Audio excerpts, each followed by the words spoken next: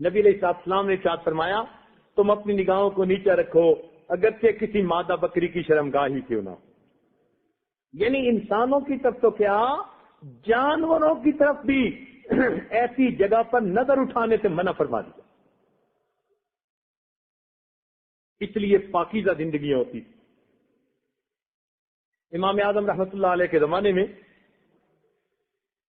ایک نوجوان آیا، جوان ہو چکا تھا، تو حضرت سے مسئلہ پوچھتے پوچھتے کہنے لگا حضرت عورت کا پوشیدہ اعضاء کی شکل کیسی ہوتی ہے مجھے تو اتنا بھی پتہ نہیں ہے.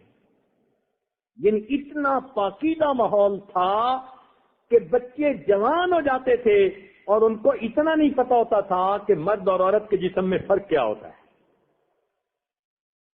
ایسا پاکیزہ ماحول تھا. کبھی وہ محدث بنے، مفسر بنے، فقیہ بنے.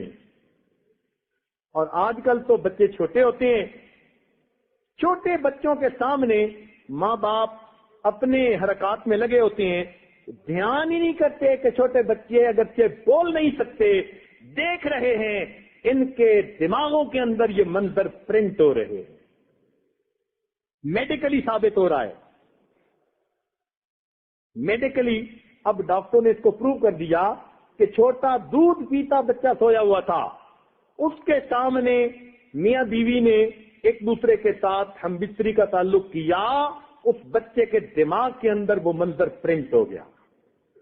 حالانکہ وہ بچہ بھی دودھ پیتا چھوٹا تھا، اس بچے کو سمجھ ہی نہیں تھی اس کے دماغ میں، اس لیے شریعت نے منع کیا. یہ ایسے معاملات کے لیے پرائیویسی ہونی چاہیے. اور عام ان باتوں کو، شریعت کی باتوں کو خیال نہیں رکھتے، نتیجہ اولاد بے حیا بن جاتی ہے.